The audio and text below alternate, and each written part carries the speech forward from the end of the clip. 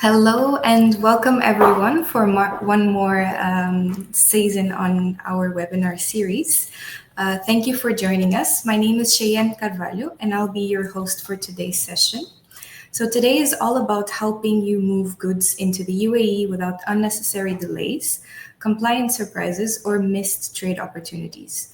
We'll walk you through how to reduce custom setbacks, get documentation and licensing right from the start, and understand how trade agreements like SEPA can open doors for your business. So, before we begin, I'd like to introduce the leadership behind today's session. At Dawia Family Office, operations are led by Anisa Bulahia. As a trusted advisor, she's dedicated to bringing Africa and the UAE together. With a background in banking and entrepreneurship, Anisa helps businesses scale with precision and purpose. And she's also a trusted real estate advisor, guiding families through complex cross border transactions. Now, let me introduce you to Nasser Chipa. He's the Director of Sales and Business Development at Cargo Line Freight and Logistics.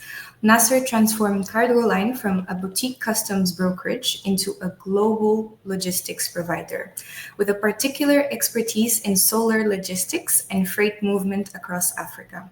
He is known for his hands on approach and long term partnerships, specializing in delivering sustainable logistics solutions for energy, equipment, and trade execution. Welcome both. So today we will be going over how to prevent custom delays, use SEPA strategically, prepare your paperwork, and how to partner smart. Over to you, Anisa, to start today's discussion. Thank you, Cheyenne, for the introduction, and thank you, Nasser, for joining us today as the expert in this session. Before we start with the how, I would like to start with the why. And it's not a secret for anyone anymore that Dubai and the UAE has become really the beating heart of this world. And today we can not only witness the very advanced infrastructure in Dubai and in the UAE, which I will leave Nasser to comment more on, but we can also comment on the diversity of the economy in Dubai and in the UAE, which has gone from a pure oil and gas industry to a very well diversified industry, positioning themselves as the traders and the brokers in this world. Which leads to my third and last point on this slide before I give the mic to my friend and partner Nasser, it leads me to the first point, and the first point is the third point. Sorry, is the fact that the UAE and Dubai, particularly, is today responsible for 11% of the international trade. Um, and for that reason, I think this webinar is very relevant to our audience and very relevant to today's discussion. To start the conversation with you, Nasser, please, I would like to discuss with you one point. Despite the fact that Dubai is very small, geographically speaking, the footprint is impressive. I would like to ask you what are the opportunities that you see in terms of logistics efficiency and free zone access for our clients who are mostly traders and exporters from Africa. Up to you, Nasser. Thank you, Anisa. First and foremost, I'd like to thank you for having me as a fellow panelist in this discussion today. Logistics is very close to my heart. Dubai is very close to my heart. And with that, I start this point that for any city or any country to be called a logistics hub, I believe that it needs to have systems and infrastructure in place to ensure that trade flows smoothly. So, right from its inception, Dubai as a city has gone through its routine from being uh, a system where people would manually have documentations processed to a state now where everything is digitalized. So, you can have custom clearance or declarations processed 24 by 7, 365 days a year, be it Christmas, be it Eid, be it New Year's. They ensure that their systems perform, and through that, they are functioning well. So this is my point on the systems that they already have in place. With regards to infrastructure, as you're aware, that Jebel Ali port is among the 10 most busiest ports in the world, handling close to 15.5 million TEUs per year. Along with that, you have two world class airports, one within the city, which is Dubai Cargo Village, and the other being in DWC. Now, all of them ensure that there is ample connectivity all over the world.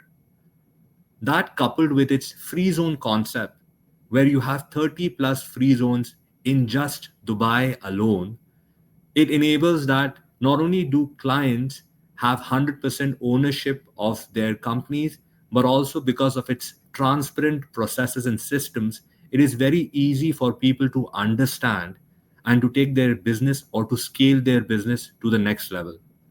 So this is what I see. And trust me, Anisa, Dubai does not stop there. Dubai has, in fact, invested through its arm, DP World, in ports all over Africa.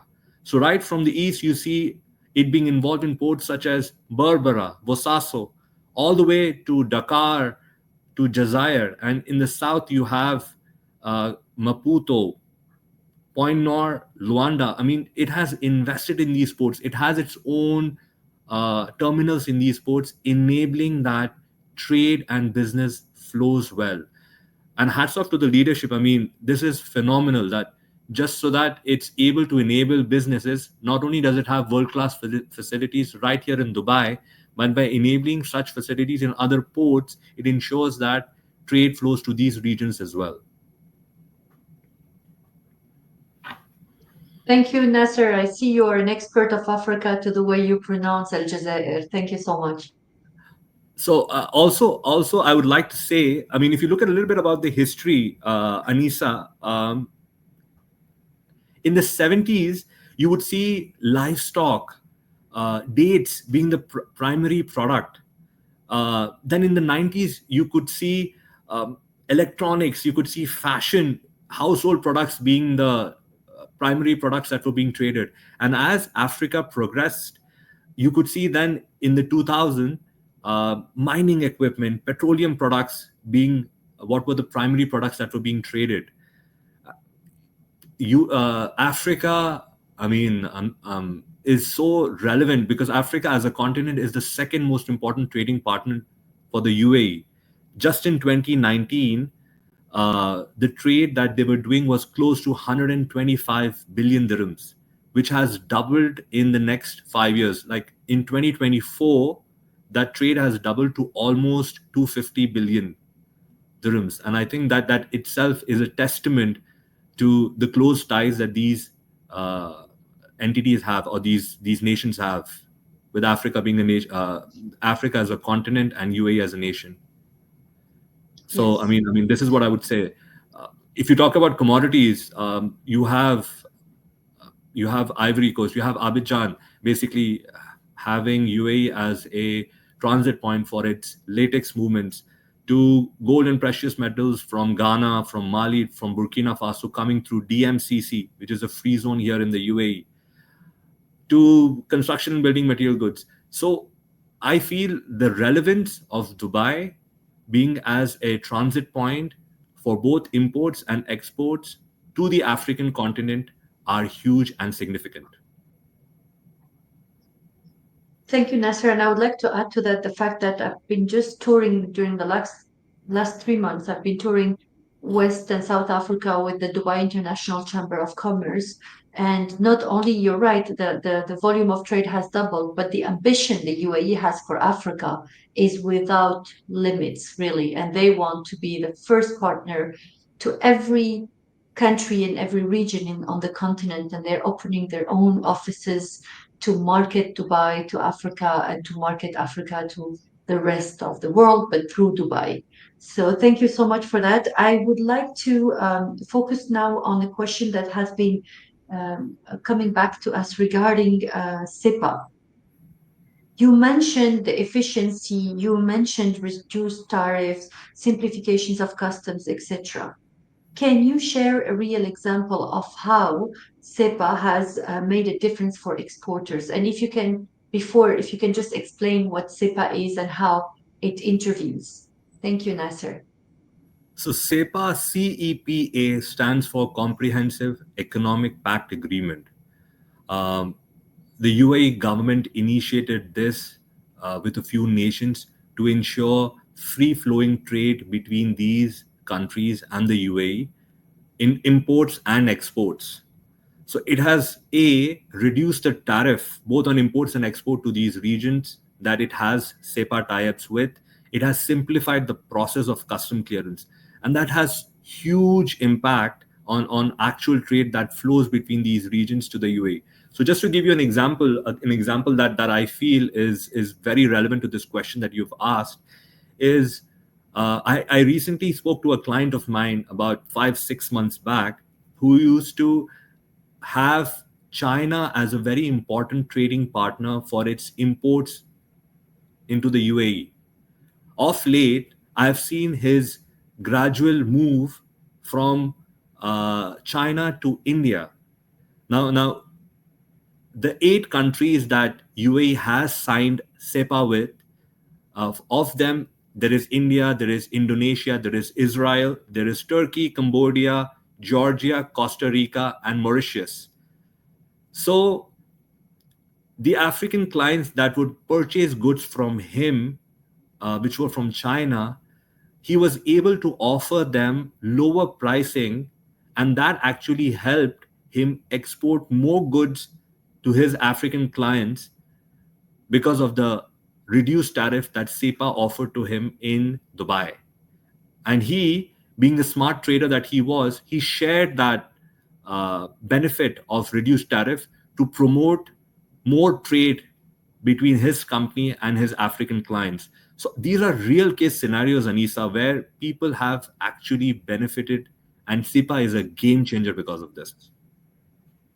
I understand experts like yourself are aware of these partnerships, but do you think that the African exporters or the African traders in general, whether they're exporters or importers, because I can see it can benefit both ways, of course, do you think they're aware of these partnership, and do you think they are leveraging them the proper way, or do you think we need to do more education on that matter? I think there is a general lack of awareness as we stand. I mean, a lot of traders or a lot of importers in Africa maybe are not aware of what SEPA is and how does it impact their goods. So I think to be honest, there is a lack of awareness at this stage, and more needs to be done. To be honest, to promote the benefits of SEPA within the African community, trading community as a whole. So I mean, they're not aware technically about how it impacts. So if you're talking about SEPA not only does tariff reduction based on HS code, but it also improves operational efficiencies and gives you strategic advantages. Like for the example that I gave in, like not only was the African trader benefiting financially, but he had now another country to import from that historically he would not have had access to if he only believed that this was the one country or the one product that he could trade in. So it opens up such thought processes, I feel, within the community when you have better options out there. Absolutely. And in a world where all borders are closing and tariffs are increasing, the UAE is really going the other way with simplifications, digitalizations, and partnership signature to enable trade to keep on developing in the right direction, right? 100%. Good. So let's just one point maybe to conclude on this, Nasser. If any of our clients, importers, exporters, traders from Africa do want to know a bit more about these partnerships, would you be in a position to have a one-to-one discussion with them? I would love to help them. As a matter of fact, Cargo Line is also developing an app wherein products being imported from these 8 countries that I've mentioned into the UAE based on their HS code would be identified. So, how it impacts you in real life based on these HS codes would be something that would be a part of that app, which we are currently developing. So, more on that later. But if anyone would like to connect with me towards the end, I mean, you could share my contact details with me, and I'd love to assist them in understanding more about SEPA. Thank you, everyone. So now I would like to do a little interaction round with everyone. We have a poll. Anisa and Nasser have just told us about what SEPA is and how it can be beneficial for businesses. So please drop down below your comments or your choice if you understand what it is, if you agree or not with what has been said today. So we have as well, I would like to shout out welcoming from Dubai and also from Nigeria, Miss Mosumola. I'm so sorry for the pronunciation. If you have any questions, please drop them at the chat below. We will get through it at the end of the session. So I will just leave a couple more seconds for people to tell us if they understand what SEPA is, how it could apply to their business. And we have an email. Thank you very much. Sure. So I think we can move on to the next slide. So let's break down the top causes for customs delays in the UAE. So these can be incomplete documentation, HS code misclassification, mismatched invoices or declarations. So a question to the audience, have you ever faced delays even with a logistics partner? And I will take it to our speakers to grab from here.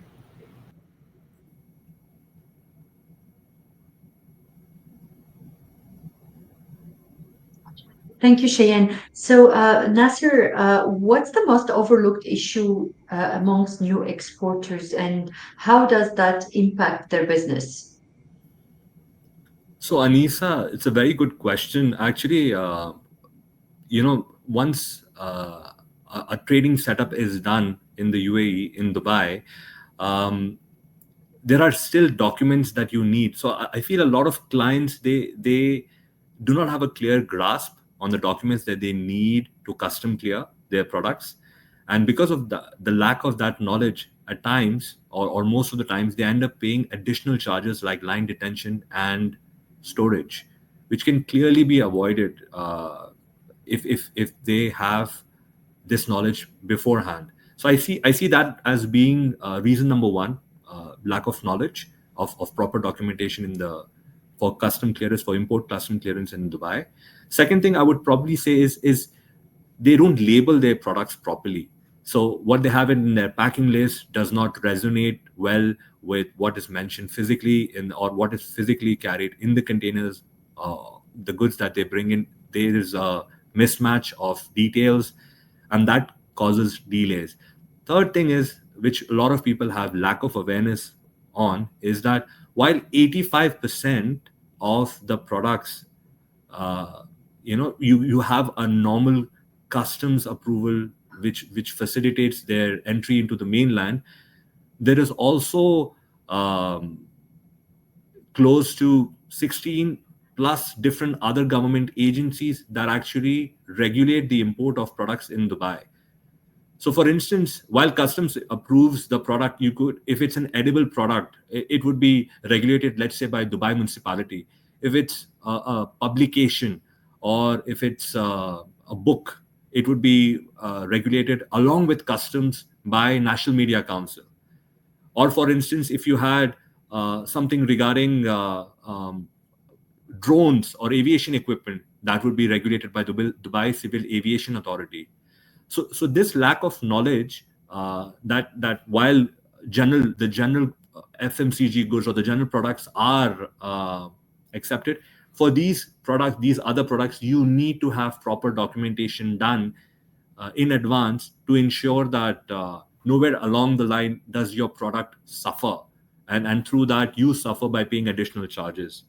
So I think this awareness is crucial for new traders who want to set up bases in Dubai, or companies that are looking to open up their branches from Africa in Dubai. That having a partner or company that understands this is key to avoid such pitfalls that could cost them heavily later on. Yes, and Nasser, I would like to give you a specific example and see how your company would have dealt with it. We had a situation whereby a client was importing into the UAE coconut water. In his perception and in the person helping him or the logistics provider helping him perception, that was a healthy product, a natural product, 100% organic, etc., and it should have followed a certain route. However, when it came in, it was considered like a product that would be subject to excise tax. Can you explain to us what is excise tax and why in this specific context, what could have been done in this specific context to anticipate any blockages and any delays and get the product to the shelves in the very short time frame that we wanted to achieve, but unfortunately we missed. All right.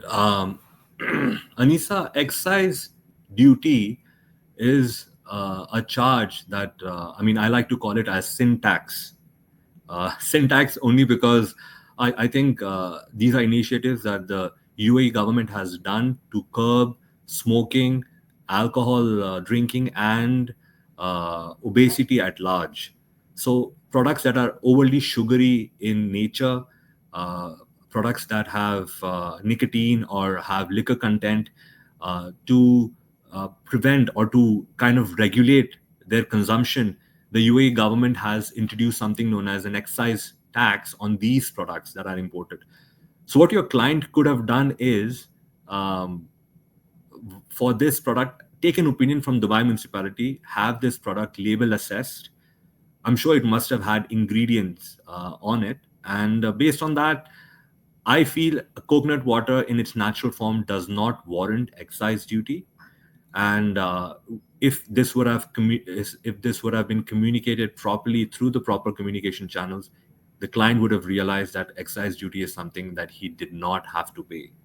However, in the event, even if there is excise duty on a product that a trader wants to deal with, let's say he wants to deal with in energy drinks or sugary drinks, uh, you have the facility, you can create a portion of your existing warehouse as an excise free zone that can be registered with the Dubai, with the relevant authorities, wherein if this product came into that portion of your warehouse and you mention it as going into that free zone, then you wouldn't have to pay excise duty. Again, remember, Anisa, that excise duty is only paid by the end customer or the trader. So as long as you have it labeled or you have it in the designated free zone, you don't need to pay excise duty. However, when you sell it to another trader or when you sell it to an end user, you need to collect this money from them and then give it to the government.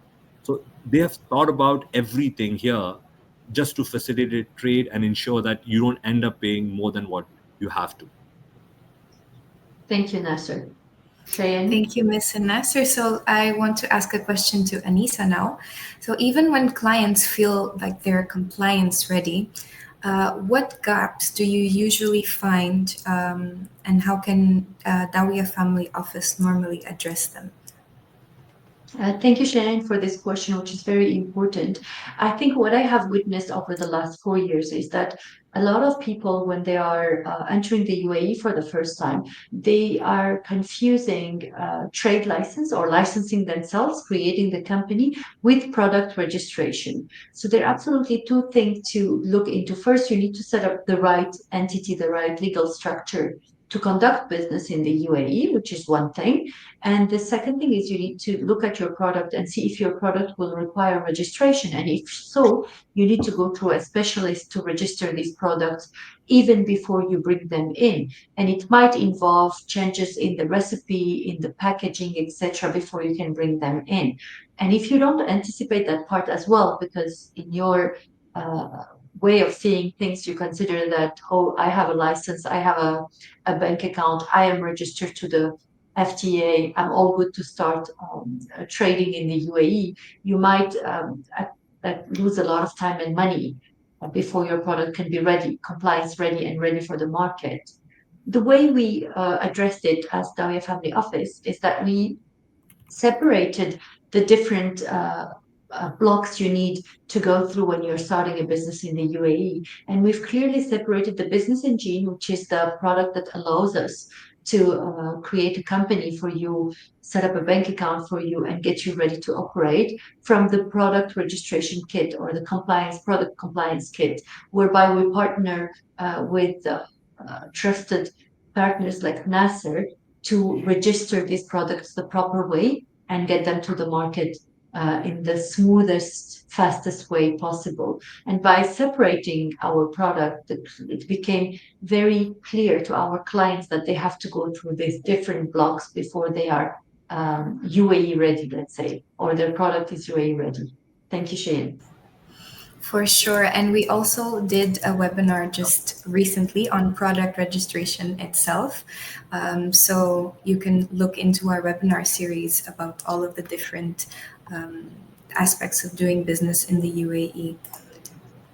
Yes, thank you, Shane. I would like to ask a question now to Nasser, please. Nasser, we've seen like what could be the complexities in registering the product, etc. But you need a partner to bring the product from point A to point B, right? And there might be some red flags to watch when you are choosing a logistic partner. Can you please help us understand how our audience and our clients can um, spot the reliable partner they need to work with? Uh, Anisa, this question is something that I was actually having a discussion with my coach as well. That he gave me a very interesting analogy on how this should be addressed. He told me that when you, if you are into race horsing or you want to go purchase a young foal for racing, if you go to the breeder of that horse, what is the question that you will ask him about that young foal? Because obviously you cannot speak to the young foal. We have language barriers there, but given that, what would be the relevant question that you would ask the breeder? So it got me thinking that what would I ask? And then he later corrected me by saying that the question that you should be asking him is, if you think he's going to be a racer or he's going to be a good runner and you have no way to judge him, you should check what his parents were. Have they performed? Have they been race horses in their prime?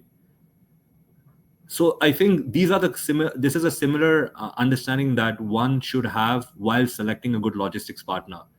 Do they have the necessary know-how? Have they actually handled something like this in the past? I think these kind of questions are very important, very relevant before choosing, because we're looking for someone who not only is passionate about logistics, but also has the knowledge, is able to give you space, is able to give you solutions, understands the government regulations, and then steers you clear from all these issues, ensuring that your logistics concerns are taken care of at the right price points. I mean, this is how I would address this question, Anisa. Thank you so much, and it's very useful. Thank you for sharing the advice the business coach has shared with us. I would like to ask a question here. What's cargo lines niche? Why should people come to cargo lines, and for which type of commodities they should come to you? So, Anisa, cargo line has been here for a very long time. Just to put things in perspective, we have among the earliest PO box that this region has to offer. We've got a PO box of 148 Dubai. So we've seen the transition of Dubai from what it was to where it is now, and we've done our fair bit of uh, custom brokerage. We've handled products of different industries, right from farm products to lubricants to construction and building material goods. But eventually, we did not want to be working as generalists in this category of logistics, and we wanted to build a niche for ourselves. So the current niche where I stand, I mean, what I do is energy logistics. I help contractors, I help EPC contractors who are in the field of creating hydroelectric power plants, who are in the field of creating solar farms or wind farms in remote parts of Africa and the Middle East. I help them ensure that they get their projects electrified on time or ready on time. How do I do that? I do that because I have in depth knowledge uh, in providing air, sea, land solutions in difficult terrains across Africa and the Middle East. I mean, this is the niche that I am working towards, and this is the niche that I would like to be identified as. Thank you, Nasser. We can But that doesn't move mean I to the don't next. do the conventional custom clearance. I don't do. I still don't. I still work with farms, leading farms in the UAE. I still work with a lot of lubricant manufacturers in the UAE. I still do that. But if there was an identity that I would like to be associated with, I would want that to be energy logistics. Absolutely. Thank you, Nasser. Cheyenne, we can move to the next topic. Thank you. Nasser, go ahead. So the the thing that I feel about holidays is that the topic that we're talking about, Anisa. Okay, with regards to holidays, what I have seen is that a lot of companies reach out and they say that we don't know what to do during the holiday season. Now, you could be either holiday season could be a time for you where you do a lot of business, or holiday season could be a time for you where you do less business. So let's say if you're in the season of confectionery, or you're in the business of bringing in clothes, holiday season would be phenomenal for you, and you'd in fact have to stock up more because people would want to spend more. However, if you're in construction, building material goods, holiday season would be a season where you would have a lull in your business. So to overcome that, I always feel that you need to ensure that your supply does not exceed what your requirements are. By that, what I mean is that if you think that it's a busy season, you have to plan for it in advance. You have to make sure that your supply chain or the goods coming to you are not impacted, because if they would be impacted, then eventually your sale would be impacted. On the other hand, if it's a season where you have a lull period, you'd want to slow down a bit to ensure that you don't have a lot of inventory, which could potentially lead to additional warehouse and detention charges. So I think a balance, depending upon your industry, is key here, Anisa. Also, I mean, despite the best of planning, I mean, there is a possibility that you potentially could want or could require additional goods, and at that stage you want these goods to arrive quickly to where you are. um, that could mean that you want to take air freight versus sea freight. Now, what identifies the sea freight versus the air freight industry is that I think a product, the value of a product, uh, along with the the cost of actually doing an air freight, because air freight is always more expensive than sea freight. That, along with the volume of the shipment and your price sensitivity towards the price of the freight itself, these are all deciding factors that actually um, make you decide whether you want to do it or not. But typically, anything that is voluminous, heavy, moves in from sea. Products such as medicines, products such as luxury goods, which are seasonal in nature, I'm talking about luxury goods here, products such as pharmaceuticals, electronics, semiconductors, AOG parts. These are all products that typically move by air, and the more conventional products, they move in by sea.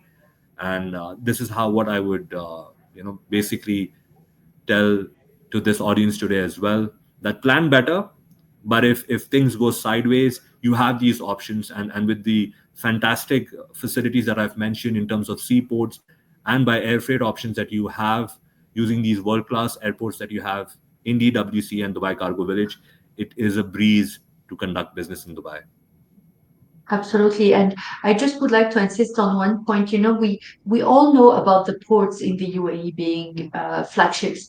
We also know about Emirates being the best airline to fly with. However, a lot of people don't know that Emirates has actually also a cargo business. And recently, when I was in Angola with the Dubai International Chamber of Commerce for Africa, they were Okay. talking about a success story whereby I don't remember if it was Zimbabwe or Mozambique became the fourth producer and importer of blueberries from Okay. Africa to Japan through the UAE, thanks to the airline, the cargo line of Emirates. And Okay. that's a story that you would, I mean, be very surprised to hear, but it's a true one. And a lot of similar stories are being built thanks to DP World and Emirates flying and going to all the different parts of Africa. 100%, Hanisa, 100%. I mean, it's phenomenal what a country of UAE with the right leadership can do in terms of its connectivity all over Africa. I mean, it's a testament of their belief that that Africa is not only a nation, a continent that is close to them, but they're also connecting cities and making the world truly a global place where reaching from one point to the other is now so seamless and effortless. And hats off to both the leadership and the vision that the leaders of this country have in order to enable uh, such ventures. Thank you so much, Nasser. Let's move to the key takeaways from our session before we take the Q&A. Go ahead, please. So I feel that Dubai, you have your free zones, you have your mainland. Uh, these are different entities depending upon what kind of market you're catering to. Are you catering to your export market where you're using UAE as a consolidation hub uh, to bring in products from different parts of the world and then have it shipped to Africa? UAE with its 30 plus free zones and and phenomenal free zones within Jebel Ali as well is a great place for you to consolidate your cargo. So I see that if you have that as your intention, Dubai would put all necessary ticks in your expansion and scalability plans. Along with that, if it is the local market that you want to cater to, just ensure that you have the right knowledge about the documentation that you want to bring in. With free trade agreements like SEPA now gaining more traction within Dubai and UAE, I would say that you are expecting lower tariffs for a lot of products that come in, that get exported from Dubai. So do check that out. Do ensure that your traders that you deal with have knowledge about this, and when you do business with them, ensure that you are given that kind of advantage. So working with having the right knowledge about free zone versus mainland, I think, is key. Along with that, ensuring that you have the right logistics partner. Depending upon his strengths, you are able to hedge your requirements to ensure that you get not only the right knowledge but also ensuring that you get it at the right price point. I think this would be the key takeaways, because you don't want to be learning it the hard way, which is post having your shipment arrive in Dubai and then later realizing that your documentation does not make sense, or you have let's say an HS code mismatch, or the wrong labeling done on your product. You don't want to do that. So work with the right partner in logistics and ensure that you have the right knowledge beforehand with the right free zone setup or with the right mainland company setup to ensure that you have the right tools in hand, ensuring that your trade flows effortlessly. I think these are the key takeaways that I would say.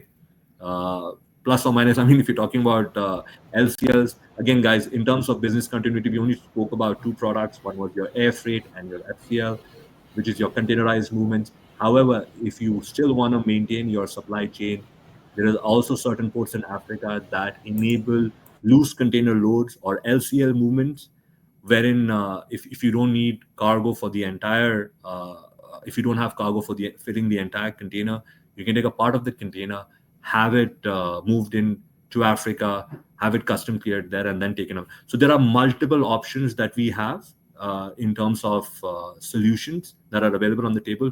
But you need to make sure that you partner with the right people, ensuring that you're given the right guidance so that you don't end up paying additionally and you're able to avail the benefits that Dubai has to offer as a logistics hub.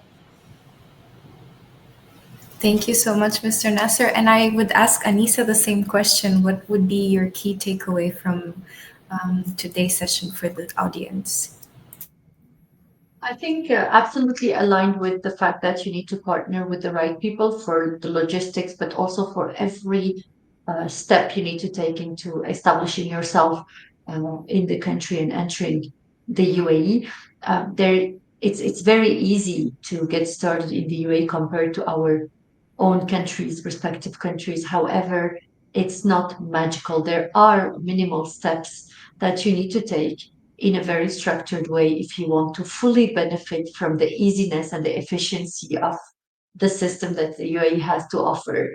If you don't partner with the right people and if you don't go through these very simple successive steps, you might end up losing time and maybe losing money, which we don't want for neither our clients nor our partner. So we make sure not only we cover all aspects of their business setup, etc., but also that we plug them with the right partners to work with, whether banking, whether logistics, whether regulatory. Thank you, Shirin. Thank you so much. Thank you both for the valuable insights of today's session. We've already had some great questions throughout the session, and now it's our moment to dig into them a little bit deeper. So you've seen the journey. Drop your questions in the chat if ever you have more, and we will get started to the first question. So I have questions from people that were not able to join the webinar today. But the first question would be, from a logistics and trade execution perspective, how should African exporters adjust their expectations when entering the UAE market, especially in terms of regulatory structure, operational speed, and customer requirements? To our speakers, please.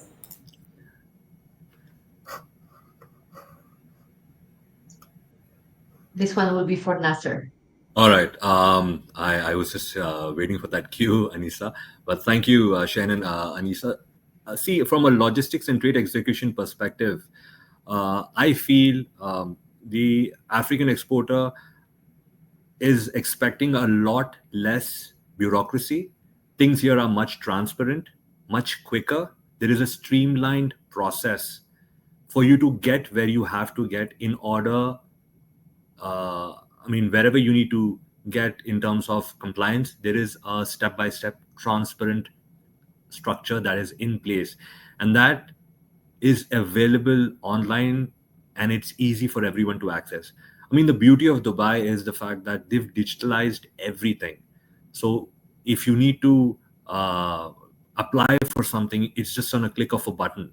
And there is a team that is actually working towards executing your request.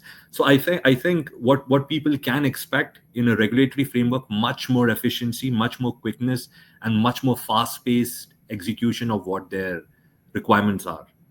So I just feel that it would be a lot more quicker for people to scale up their businesses here, because I just think that Dubai does that to your business.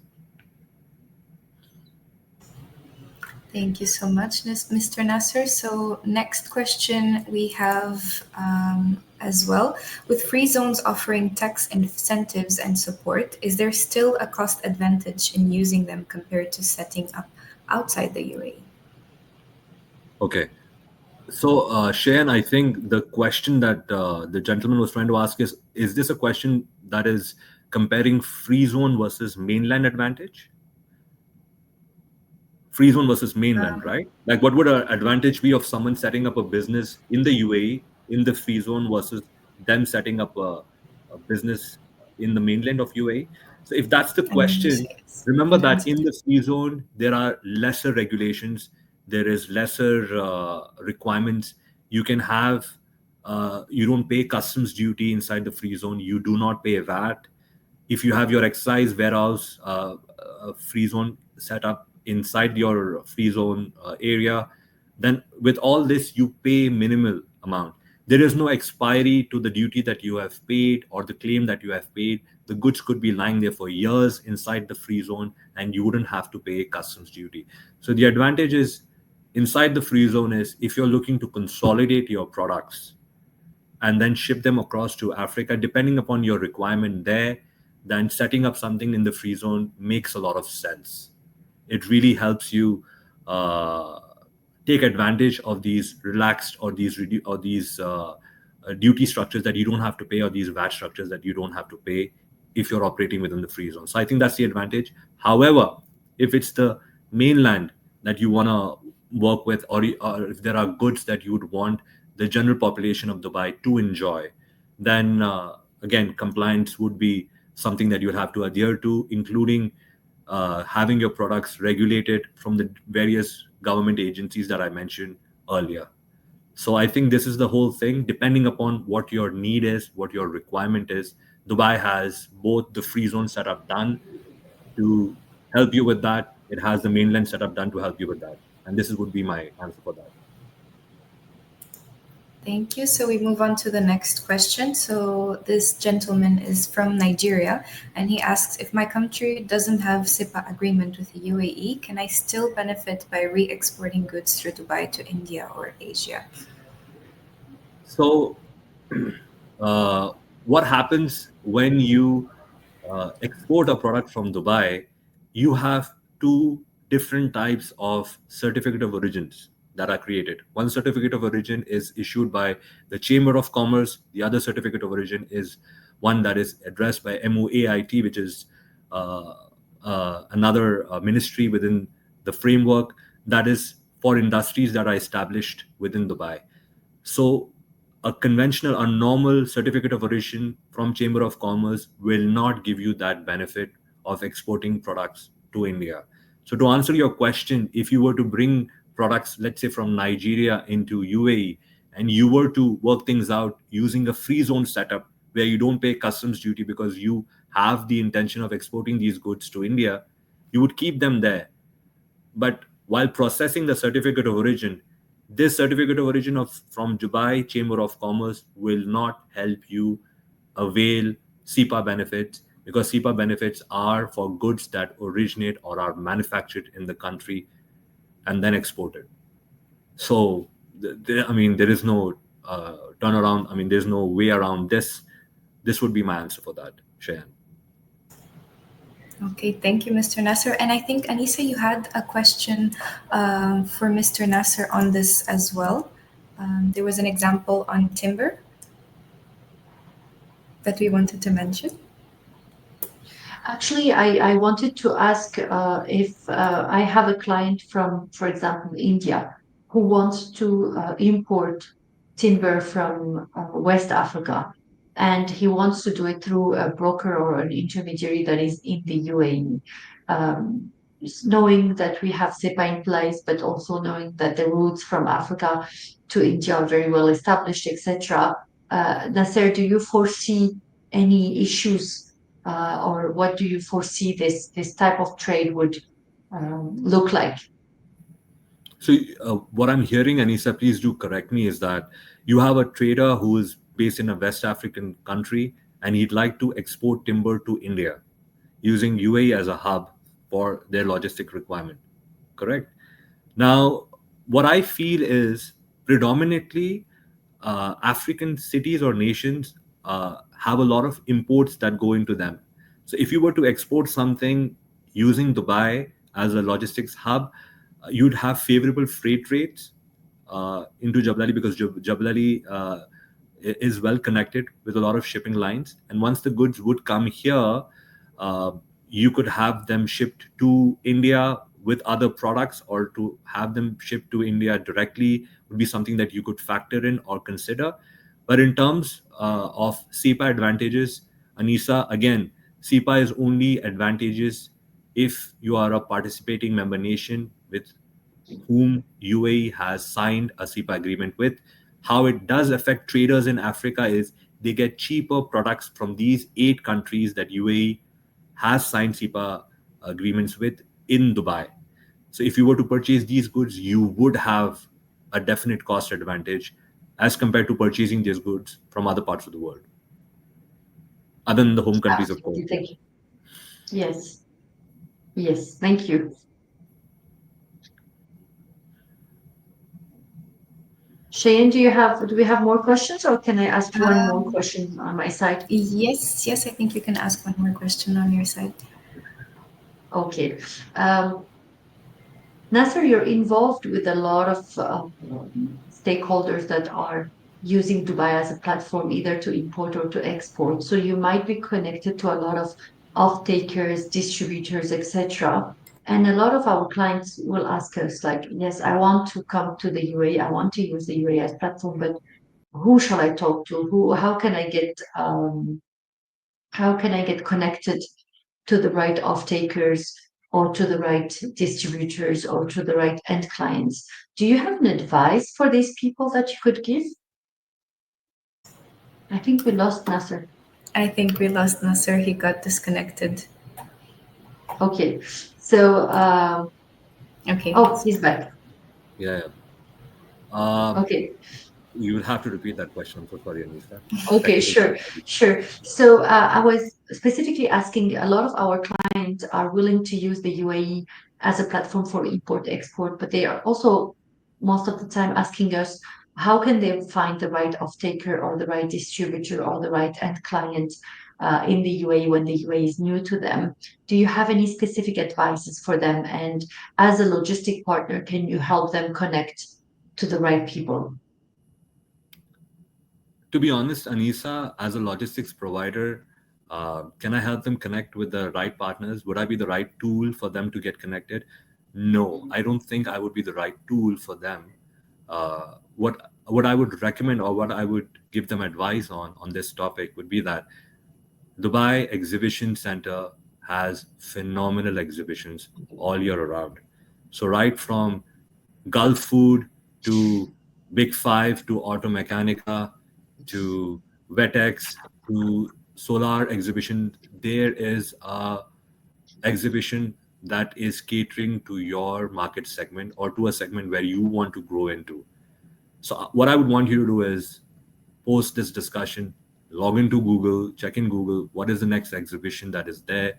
You have traders from all parts of the world, manufacturers from all parts of the world that do participate in exhibitions like these, and one should avail such opportunities in this market, because Dubai is a place where a lot of people come to transact, do business with, and this would be a good place for you to start. Thank you so much.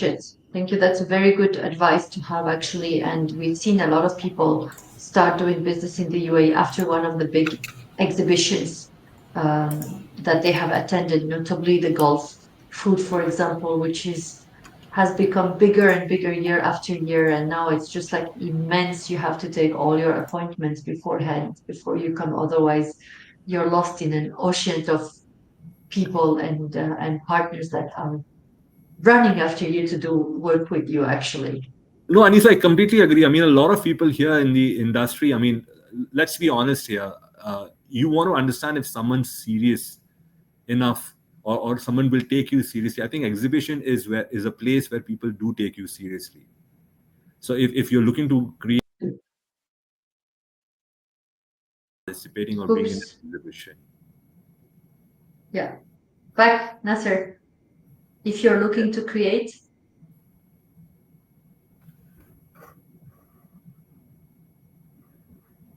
Nasser, can you hear us? Yes, I can hear you. Please go ahead. Yes. You were saying if you're looking to create and then you were cut. No, what I was saying is that if you're looking to create or foster strong relationship, because a lot of people in the if you were to do this using your door-to-door approach strategy, trying to knock on doors and get solutions, I think in exhibitions you have a lot of people that are serious, and I think that that becomes a gateway for you to meet the right people who want to actually do business with you. It's the right environment, and Dubai facilitates that through the exhibition that it has all year round. Thank you. That's so Shane, I true. don't have more questions. I think we also don't have any more questions, so we'll get to wrapping today's session. So you can scan the QR codes to reach out to both Anisa and Mr. Nasser. Um, I will just leave us here for a moment to for you to scan. And yes, thank you so much for the session. Um, Heading into our finalization, if you'd like a copy of the slides or if you want to schedule a consultation, feel free to reach out, and the full replay of today's session will be posted both on YouTube, and it will be here available on LinkedIn as well. So before we close, I want to share how we support entrepreneurs like yourself and your businesses and also your families. At Dawia Family Office, we help address 5 key pain points for African entrepreneurs expanding to the UAE. So today's session was focused on one of those pillars, business engineering, which ensures your setup, your structure, and the registrations are done right from the start. So we use partners like Mr. Nasser as well to help complete this suite of services that we offer. And we start with entity structuring to compliance and anything beyond. So you can feel free to browse our website or reach out to the team directly. So, next steps, what will happen? You can reach out to us, schedule a consultation. You share with us your business plans, and you will be dropped right into engaging with ourselves and with our trusted advisors. So, thank you once again. That wraps up today's session. A huge thank you to our speakers and for, both of you for being part of this conversation. It was really, really insightful. And I would just like to tell to the audience, don't miss our next webinar this June. Please let us know if you have any topic that you would like to tackle. And until then, take care and keep building for global success. Thank you, everyone. Thank you, Cheyenne. Thank you, Nasser. Thank you, Anisa, and thank you, Thank Dawia you. Office, and thank you, Shayan, for having me on board. Thank you so much.